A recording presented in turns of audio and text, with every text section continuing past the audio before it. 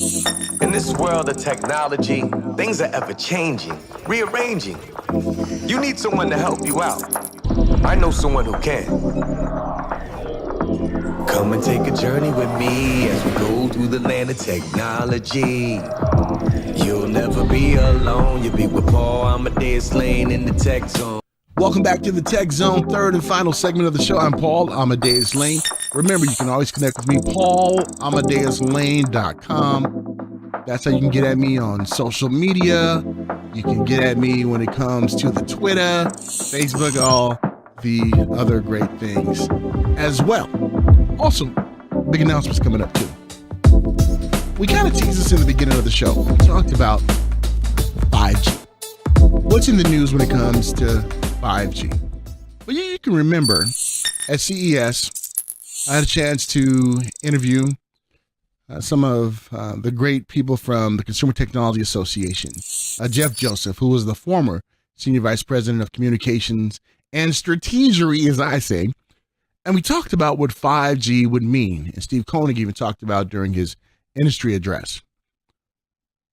But now we're hearing that this government may want to take over 5G here in the United States. What could that mean for you and I? I decided to bring my great friend on to not only talk about that, but some other tech news making headlines. She's back, my great friend, digital manager over at Black Enterprise, Samara Lynn. How are you doing, my dear? Hey, Paul, I'm fine. How are you? I'm doing fantastic. And before we get to our discussion, I just want to let everyone know, make sure you go to blackenterprise.com, check out Samara's writing, some of the different articles she's put out. A great provocative article that was put out about the response from Black leaders after the State of the Union address that was just last week. Check it out, some other great things.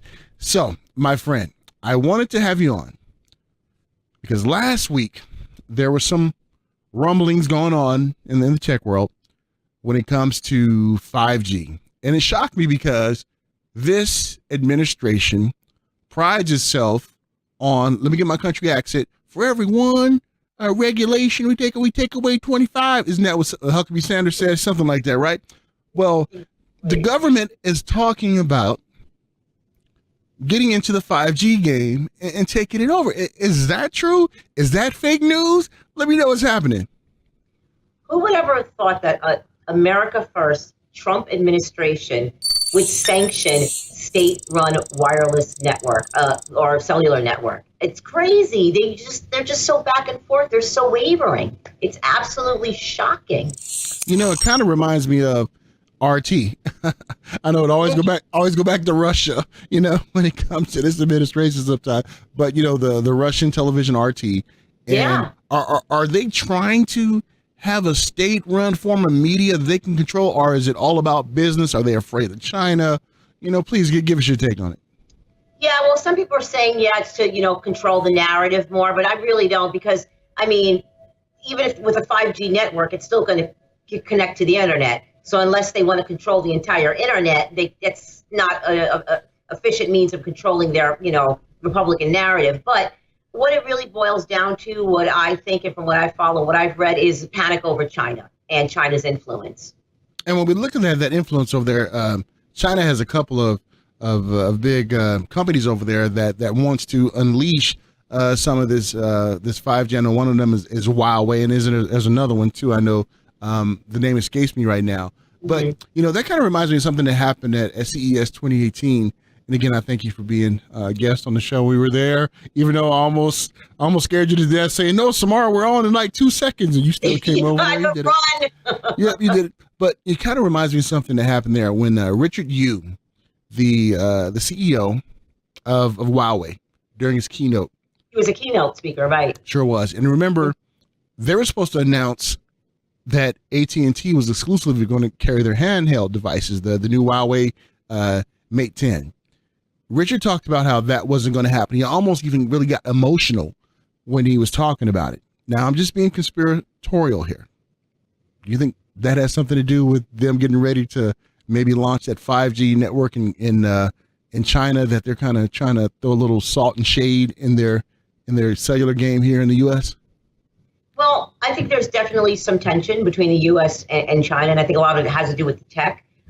Even during Obama's administration, there were allegations that Huawei's networking equipment was being used to spy and inject malware, into a lot of our government networks and computers. So there was that concern, and actually, I do believe some agencies refuse to continue to keep using Huawei equipment. So there's bad blood, and actually AT&T backed out of the deal. From what I read, I believe it was in the Wall Street Journal, but I did read that they backed out of the deal because of pressure from Congress. So yeah, there's tension, but I really think this crazy notion of a national 5G network is really about the fact that Huawei, which under protectionism is like China's largest networking vendor, is on the brink of having probably the world's largest 5G network. And once they do that, they're going to be unstoppable as far as the economy and business and the power they're going to wield around the world. So I think they're sweating that on Washington. And we know, Samara, that some of our friends over at the Consumer Technology Association who put on CES, we know that they not only have a lobbying presence in Washington, but they also lobby around the world too, because it's a worldwide organization. They're trying to, I think, walk a fine line when it comes to this, because they have to have the needs of the nation, which the organization is from, the U.S., and then measure that when it comes to outside areas in the world and things like that. So are we going to see a battle here where we're going to have the cyber version of the Bloods and the Crips when it comes to technology? Well, I mean, also Huawei is pretty is pretty well adopted too in American enterprise and in corporate America. So yeah, I mean, you have the government saying, there's issues of cybersecurity issues, but Huawei has made significant inroads into not just our corporate networks, but globally. I mean, it's probably one of the largest, if not the largest. I'm not sure currently the state of the market, but it's probably definitely one of the largest networking equipment vendors, and now smartphones probably on the planet. So there's a lot of concern, but to nationalize 5G, that just really seems like a really absurd way to deal with that. And the interesting thing about it was, and it kind of shocked me, you and I have talked about this person a couple of times when we did a segments together on the air, The Life of Pai, Ajit Pai, FCC chairman. Yeah. And he's been getting a lot of criticism for net neutrality, but then he did a 180 the other day and came out and spoke against this government takeover of 5G, and that kind of blew me away. Am I in the twilight zone or what? It's really insane. I mean, Pai is a Trump appointee, handpicked because he has a conservative stance. He aligns with carriers and, corporate America. And for him to say, wow, dumb idea, is significant. I mean, this is one of the first times since his appointment that he and Democrat appointed FCC chairman, Chairwoman Mignon Clyburn, are in agreement. They're both just like, this is ridiculous. Now, I wonder if he's going to get summoned to the White House and get that, ask for that alleged pledge of loyalty, right? To hear a no, so maybe. That's going to be pretty interesting. So, Samara, if this goes through, what does that mean for the common person when it comes to 5G? Because we know there's huge plans when it comes to 5G, the data, the AI component, the connected houses, the connected cars. What does that mean for us if the government steps in and takes over 5G here in the United States? Well, first of all, and I'll leave this to some of my wireless carrier analysts in the field, some really, really great minds like my friend Sasha Segan over at PC Mag. I'm sure he's going to have a great take on this, but I'm going to predict that there's going to be a 0.000000001% chance that we're going to have a nationalized 5G network. It's just ridiculous. It's just a crazy idea. Now, if we did, I mean, it's what are the benefits of anything socialized? Personally, I think, broadband access, I think internet access, and definitely with around issues of net neutrality should be considered like utilities, and maybe semi-privatized and somewhat semi-state run. I mean, look at like transportation, like the mass transit. It would mean probably lower prices for people.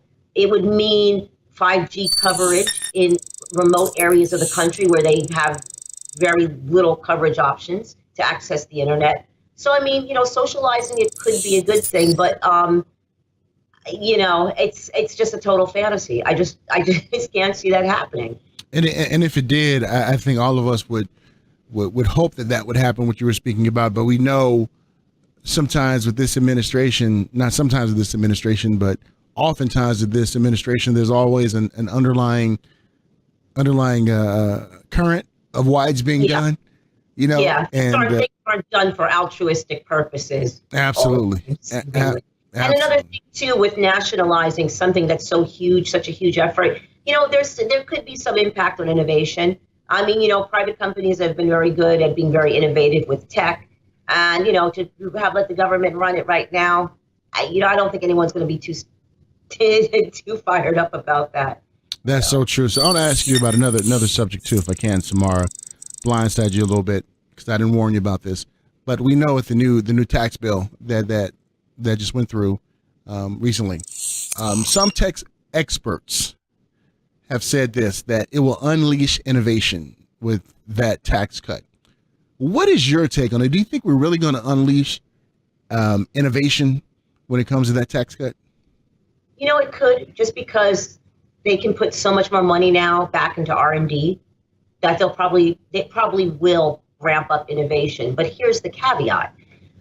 If you have all these great products coming, and if the forecasts are right, and the tax bill kind of eats more into the middle class's pocket, who's going to be able to afford all these gadgets and all this tech? So it's going to have a way of being cyclic. It could be, we have all this innovation and no one can afford to buy it. Well said. No, that makes a lot of sense, because it always baffles me. You want to give more money to the customer and not the company, because the company's not going to spend money on their own Right. product. They get that for free. Right. But the customers, they go out and spend it. And I think we may see what happened with the fast food industry. You remember when the wages went up, the prices at restaurants went up too. But the people revolted. They just didn't go anymore. Right. So what did they do now? They started having these different economy meals and things like that, a little bit cheaper. Right. And Right. something blew me away. I was covering NAM last week in Anaheim, and I went to the Cheesecake Factory. And I seen something at the Cheesecake Factory I've never seen before. They have a happy hour.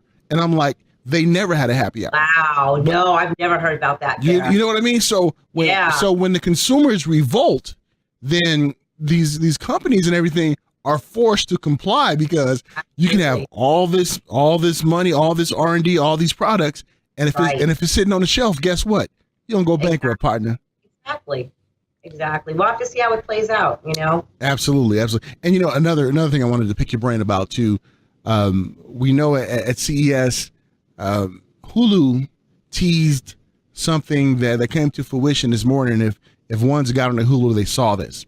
They talked about during the 2018 Olympics in, as Secretary of State Rex Tillerson says, Penang, but it's Pyongyang.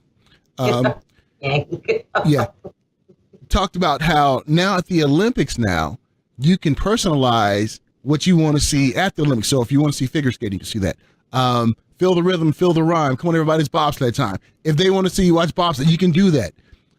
Do you think we're starting to see a change now in the viewing experience now, where companies and networks are saying, okay, we're not going to try to force people to watch curling, but if they want to watch skiing, they can do this. If they want to watch the next Eric Heiden, I love to watch curling. Tell me about it. Somebody scrubbing some ice, right? So have we turned a corner in technology now where this can change the game when it comes to maybe even watching bigger events like the Super Bowl? Maybe somebody just wants to have the camera on their home team sideline, or on the concessions, on the people looking crazy. Do you think it's going to change the game?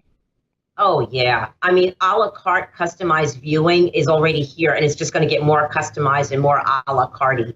Yeah, I think the days of people having to be a captive audience and sit from A to Z of any event or any sort of show are going to be long gone.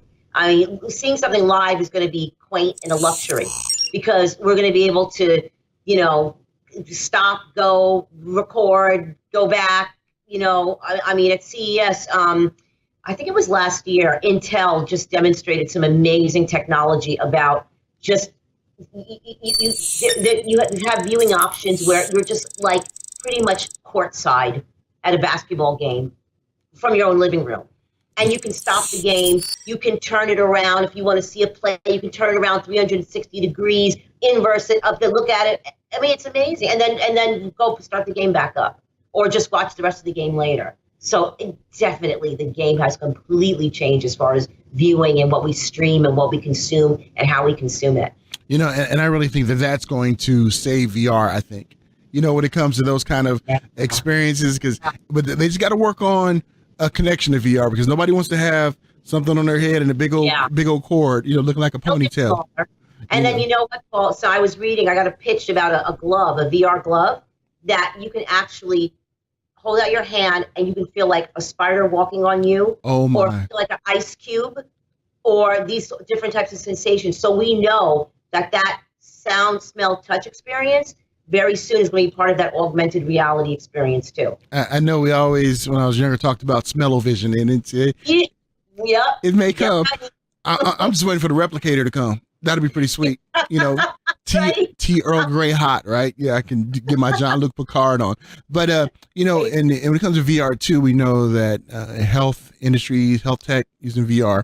That brings up another question I wanted to ask you too. We know that Amazon created a new healthcare company with Warren Buffett and another billionaire out there. His name escapes me right now. But a lot of people are thinking that this is going to help smaller health tech companies to really get a boost out there, because, you know, when it comes to Amazon, we know they love technology. They're looking to innovate a lot of things with innovation. Are we going to see a shift now in the healthcare industry when it comes to tech because Amazon is in the game now?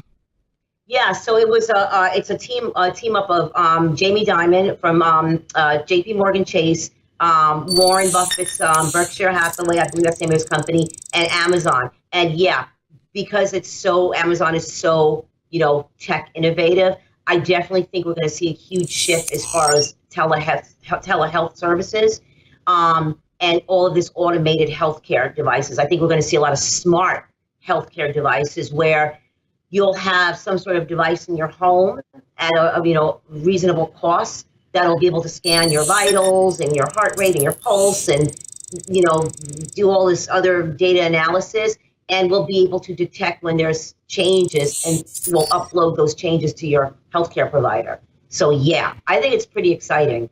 And Awesome. it'll bring down, with technology, of course, it'll bring down healthcare costs. Absolutely, especially since the individual mandate got taken off the table. So yeah, you know, but and that's why I love talking to you and getting some great insight. I'm telling you, folks, I love this woman right here. She's a good friend of mine, and she is just totally awesome. So, Samar, how can ones find out more information about you, catch up some of those tweets that's on the Twitter, get into the Twitter war? How can they do that?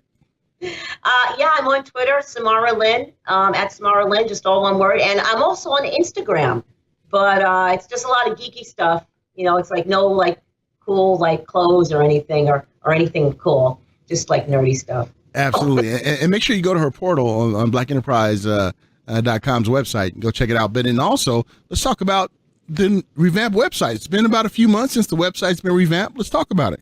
Yeah, we're seeing an increase in traffic. We're definitely seeing increase engagement, more people coming around. We have this like really big, beautiful, responsive site with a lot of great images, slideshows, and we have this great video wall. So it's just all the great Black business news, tech, entrepreneurship content you expect from Black Enterprise. Awesome. And is it blackenterprise.com? Yes, it is. Awesome. Samara Lynn, digital manager, boss lady, Black Enterprise Magazine. Thank you so much, my dear, for all of your insight. You keep warm in freezing New York. Now, I know you're not a sports person. But I'm going to ask you, because this is who's going to win the Super Bowl? Well, who's going to win? Probably the Patriots. Yeah. But who I want to win? The other team, which I don't know, that's playing against the Patriots. You said anybody but the Patriots, right? Yeah. Sounds good. Well, my dear, thank you so much. Great catching up with you. Looking forward to doing real soon. My pleasure. Take care.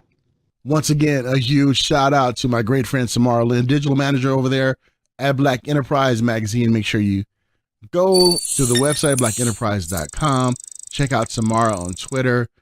Some great writing that the staff over there do when it comes to tech, business, business, and some other things as well, too. And so that's what I get for talking about people. I try to make fun of Secretary of State Rex Tillerson when he would pronounce Pyeongchang, Penang, and I mispronounced it in the interview when I was talking to Samara. So thanks to my team I have around me, they have blasted me. So Mr. Secretary of State, I am so sorry for making fun of you. Now I can make fun of us together. Until next time, take care of yourself. This is the Tech Zone. I am Paul Amadeus Lane. Connect with me. Big news coming out real soon about a technology that we're going to add to the show in particular that I'm sure you'll enjoy. Until next time, take care, guys. In this world of technology, things are ever changing, rearranging. You need someone to help you out. I know someone who can. Come and take a journey with me as we go through the land of technology. You'll never be alone. You'll be with Paul Amadeus Lane in the Tech Zone.